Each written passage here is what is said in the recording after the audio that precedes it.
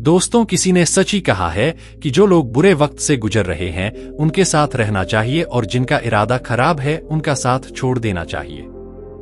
आज की कहानी एक लड़के की है। एक 124 साल का लड़का जो एक जमींदार के यहाँ काम करता था। उसके माता पिता इस दुनिया में नहीं थे। जिंदगी बड़ी मुश्किलों में गुजर रही थी। वो जाता, रोज पैसे कमाता, घर आता, खाना बनाता और सो जाता। यही उसकी दिनचर्या थी। एक शाम जब वो अपने काम से घर लौट रहा था तो उसने देखा कि एक बूढ़ा फकीर अपनी पीठ पर 3 बड़ी गठरियां लादकर एक शहर से दूसरे शहर जा रहा था। वो देखने में बहुत बूढ़ा लग रहा था और वो काफी समय से ऐसे ही सफर कर रहा था और आखिर में कुछ दूर चलने के बाद वो थक कर एक पेड़ के नीचे बैठ गया।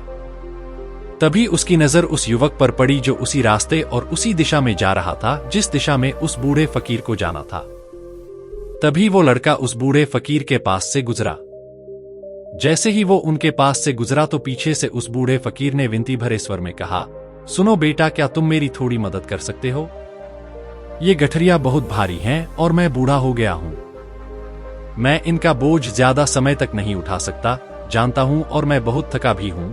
तो क्यों न तुम मेरी एक गठरी उठाकर दूसरे गांव में ले जाओ, बदले में मैं तुम्हें 2 सोने के सिक्के दूंगा। लड़का फकीर की सारी बातें सुनता है, फिर उससे कहता है, कोई बात नहीं बाबा, मैं तुम्हारी मदद करने के लिए तैयार हूं। बताओ तुम कहां जाना चाहते हो? यह कहते हुए लड़के ने फकीर की एक गठरी उठाई और अपने कंधे पर रख ली। जैसे ही उसने गठरी अपने कंधे पर रखी, उसे एहसास हुआ कि यह गठरी वाकई बहुत भारी है। फिर लड़का और फकीर रास्ते पर आगे बढ़ गए।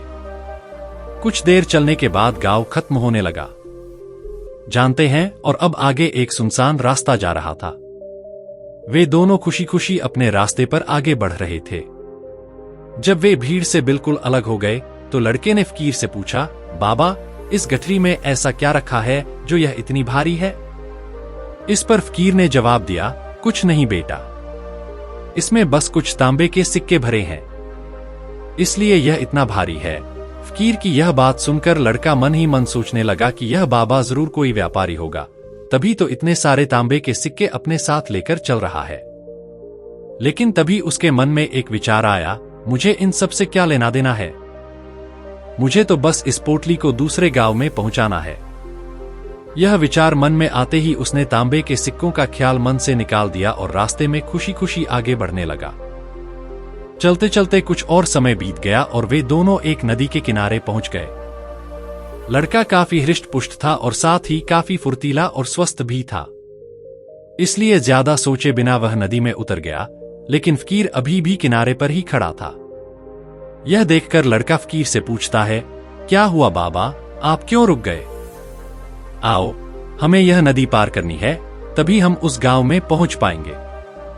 इस पर फकीर लड़के से कहता है, मैं जानता हूं बेटा कि हमें यह नदी पार करनी है, लेकिन जैसा कि आप देख सकते हैं, मैं अब बूढ़ा हो गया हूं, इसीलिए मैं इन दोनों गठरियों को एक साथ लेकर इस नदी को पार नहीं कर सकता। अगर मेरा पैर इसमें फिसल गया तो मैं आगे की यात्रा कैसे पूरी करूंगा? क्या आप मेरी एक गठरी और ले सकते हैं? मैं इसके बदले में आपको 2 सोने के सिक्के और दूंगा। इस पर लड़का मुस्कुराते हुए फकीर से कहता है, बाबा, अब आप मुझे शर्मिंदा कर रहे हैं। भले ही आप मुझे सोने के सिक्के न दें, मैं आपका काम जरूर करूंगा। मैं आपको उस दूसरे गांव में जरूर ले जाऊंगा। इस पर फकीर ने मुस्कुराते हुए कहा, बेटा, तुम बहुत अच्छे आदमी लगते हो। यह कहकर उसने दूसरी गठरी लड़के को सौंप दी और जब लड़के ने दूसरी गठरी अपने कंधे पर रखी तब उसे यह गठरी बहुत भारी लगी, लेकिन उसने वहां कुछ नहीं कहा। किसी तरह दोनों ने नदी पार की। नदी पार करने के बाद बातें करते हुए उस लड़के ने फकीर से कहा, बाबा, इस दूसरी गठरी में क्या है? फकीर की ये सारी बातें सुनकर अब उस लड़के का दिमाग तेजी से काम करने लगा। वो सोचने लगा, एक पोटली में तांबे के सिक्के हैं और दूसरी में चांदी के सिक्के। ऐसा लग रहा है कि ये फकीर बाबा बहुत दूर से आ रहे हैं और उन्होंने अपनी सारी जमीन जायदाद बेचकर ये सिक्के इकट्ठे किए हैं, इसीलिए वो इतने सारे सिक्के लेकर आ रहे हैं। लेकिन वो लड़का उस फकीर बाबा से कुछ नहीं कहता और दोनों चुपचाप आगे बढ़ते रहते हैं। कुछ देर चलने के बाद आगे एक सुनसान रास्ता आता है। जैसे ही वो उस सुनसान रास्ते पर पहुंचा, उस नौजवान लड़के के दिमाग में तरह तरह के ख्याल आने लगे। वो सोचने लगा, अरे ये तो सुनसान रास्ता है। अगर मैं ये सिक्के लेकर यहां से भाग गया तो ये फकीर कब तक मेरे पीछे भागेंगे? मुझे नहीं लगता कि वो मुझे कैसे पकड़ पाएंगे, और यहां कोई ऐसा भी नहीं है जो उनकी मदद कर सके, और वैसे भी ये बहुत सारे सिक्के हैं। मैं इनसे एक अच्छी दुकान खरीद सकता हूं और अपना खुद का कारोबार भी शुरू कर सकता हूं। और वैसे भी ये बूढ़ा फकीर अब इन पैसों का क्या करेगा? अच्छा है कि उन्होंने ये सिक्के एकत्र किए होंगे। मुझे इनका फायदा नहीं उठाना चाहिए। नहीं नहीं, मुझे ऐसा नहीं करना चाहिए। उसने कुछ देर तक अपने विचारों पर काबू रखा, लेकिन थोड़ी देर बाद लालच के विचार उस पर हावी होने लगे। लड़का 2 गठरियां लेकर फकीर के पीछे पीछे चल रहा था। कुछ दूर चलने पर रास्ते में एक पहाड़ी आई। उसे देखकर फकीर बाबा लड़के से कहता है, बेटा मैं इस पहाड़ी पर नहीं चढ़ पाऊंगा। मैं बहुत बूढ़ा हो गया हूं। मुझे पता है, और मेरे घुटनों में भी दर्द रहता है। अगर तुम मेरी यह तीसरी गठरी ले लो तो मैं तुम्हें 2 सोने के सिक्के और दूंगा। लेकिन याद रखना, इसे कहीं गिराना मत, यह खुल सकती है। यह सुनकर लड़का फकीर से कहता है, क्यों बाबा, इस गठरी में क्या है? इस पर फकीर लड़के से कहता है, बेटा जानो, इसमें सोने के सिक्के हैं। यह सुनकर लड़का मन ही मन बहुत खुश हुआ। उसने चुपचाप फकीर से तीसरी गठरी ले ली और दोनों बिना कुछ बोले आगे बढ़ गए। अब फकीर आराम से बिना किसी कारण के पहाड़ी पर चढ़ रहा था, लेकिन पीछे जो छोटा लड़का था वह वजन के कारण बहुत धीरे धीरे चल पा रहा था। लेकिन जब से उसने सोने के सिक्कों का नाम सुना था, उसका मन उछल रहा था। वह मन ही मन सोच रहा था कि अगर मुझे ये सारे सिक्के मिल जाएं, तो मेरा जीवन बहुत आराम से कट जाएगा। वैसे भी ये फकीर बूढ़े हो गए हैं, इन्हें इतने पैसों की क्या जरूरत है? इनका जीवन तो पहले ही खत्म हो चुका है। मैं एक काम करूंगा, ये सारे पैसे लेकर यहां से भाग जाऊंगा। लड़के के मन में अनगिनत विचार चल रहे थे। लड़के का मन अब उसकी बुद्धि पर पूरी तरह हावी हो चुका था। लड़के का मन उसे अपनी बात साबित करने के लिए कोई भी तर्क दे रहा था, और तभी उसके मन में एक और विचार आया, और इस बार लड़का यही सोच रहा था, पता है, लगता है ये फकीर बाबा चोर है, वरना इसके पास इतने सारे सोने के सिक्के कहां से आए? अगर वो व्यापारी होता तो इस तरह पैदल यात्रा नहीं करता, और अगर उसके पास इतना धन होता तो वो कोई न कोई साधन जरूर अपनाता। वह एक चोर है, और चोर के चोरी करने में क्या बुराई है? यह सोचते हुए वह लड़का अब बहुत तेजी से ऊपर चढ़ रहा था, और कुछ ही देर में वह फकीर से आगे निकल गया। वह सोच रहा था कि जैसे ही इस पहाड़ी की चढ़ाई खत्म होगी और ढलान शुरू होगी, मैं इन तीनों गट्ठरों को लेकर भाग जाऊंगा। जिसके बाद यह सारी दौलत मेरी हो जाएगी और मेरी गरीबी भी हमेशा के लिए खत्म हो जाएगी। मेरे पास बहुत सारा धन होगा, फिर मैं जो चाहूंगा वो कर पाऊंगा। यह सब सोचते हुए वह पहाड़ी की चोटी पर पहुंच गया, और अब ढलान का रास्ता शुरू होने वाला था। तभी वह लड़का उस फकीर की नजरों से बचता हुआ तीनों गट्ठरों को लेकर आगे भाग गया। अब उसे अपने शरीर में बहुत हल्कापन महसूस हो रहा था, मानो उसे उन तीनों गट्ठरों के वजन का पता ही न हो। काफी देर तक भागने और लोगों की नजरों से बचते हुए वह किसी तरह सुनसान रास्तों से होते हुए अपने घर पहुंचा। उसकी खुशी का ठिकाना नहीं था। उसने सोचा कि क्यों न मैं जल्दी से यह काम कर लूं। मुझे इन सभी गट्ठरों में से सारे सिक्के निकालकर कहीं छिपा देने चाहिए। यह सोचकर जब उसने पोटली खोली तो उसे पहली पोटली में जंग लगे लोहे के सिक्के मिले। यह देखकर उसे अपनी आंखों पर यकीन नहीं हुआ। इस पर उसने तुरंत दूसरी पोटली भी खोली। इसमें भी उसे जंग लगे लोहे के सिक्के मिले।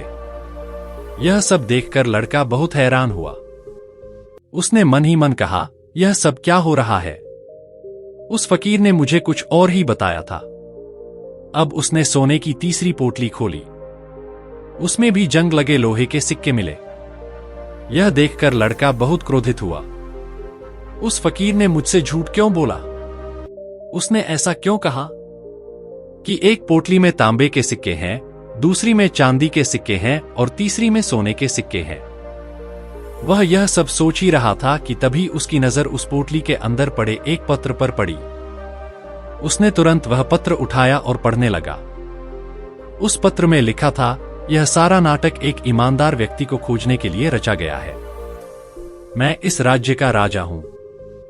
मेरा कोई बच्चा नहीं है, इसीलिए मैंने यह षड्यंत्र रचा है ताकि मैं अपने राज्य से एक ईमानदार व्यक्ति को ढूंढ सकूं जो मेरे बाद इस राज्य का राजा बन सके और राज्य की जिम्मेदारी संभाल सके, और राज्य की इस जिम्मेदारी को वही व्यक्ति संभाल सकता है जो पूरी तरह से ईमानदार हो, जिसके मन में किसी भी प्रकार का लालच न हो।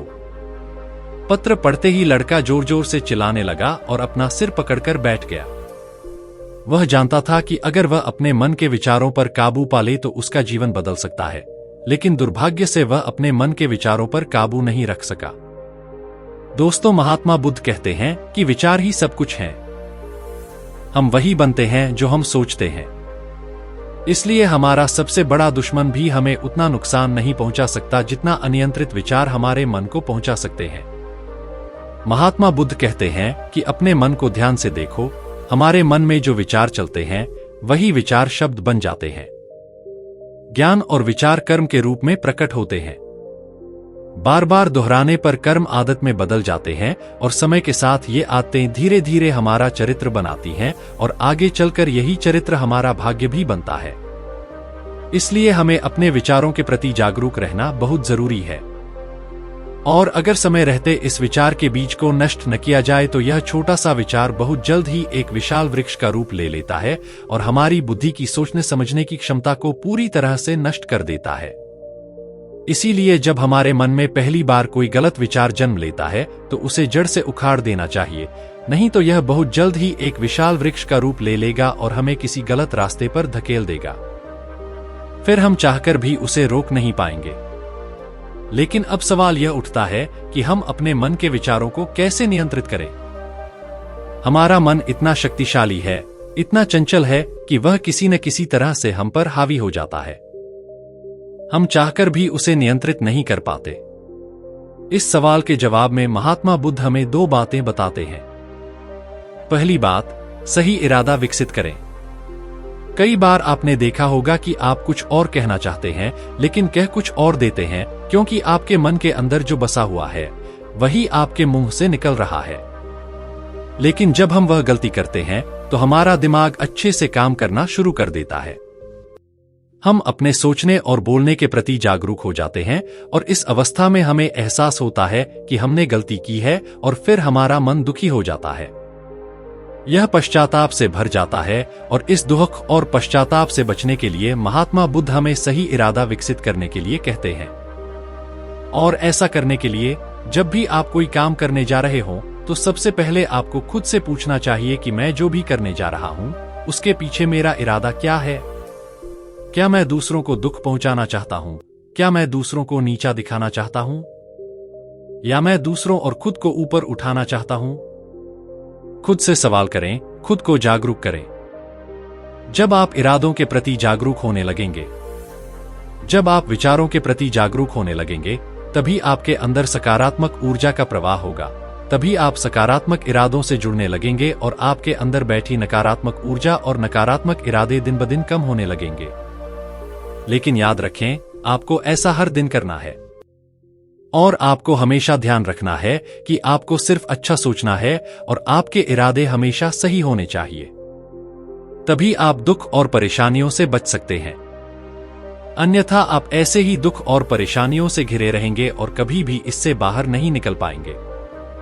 दूसरी बात, विचारों के प्रति जागरूकता विकसित करें, जिससे आपका मन धीरे धीरे शांत होने लगेगा और आपके मन में रहने वाली सभी नकारात्मक ऊर्जाएं और नकारात्मक विचार समाप्त होने लगेंगे और आप शांति की दिशा में आगे बढ़ेंगे। और इसके लिए आपको बस इतना करना है कि इस पल में जो कुछ भी हो रहा है, जो कुछ भी आपके अंदर चल रहा है, उसे अपनी आंखों के सामने देखते रहना है।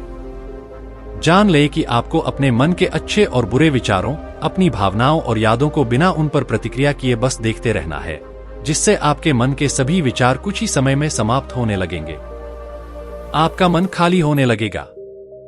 इसके बाद आप न केवल नकारात्मक विचारों से बच सकते हैं, बल्कि आप कई दुखों और परेशानियों से भी दूर रह सकते हैं।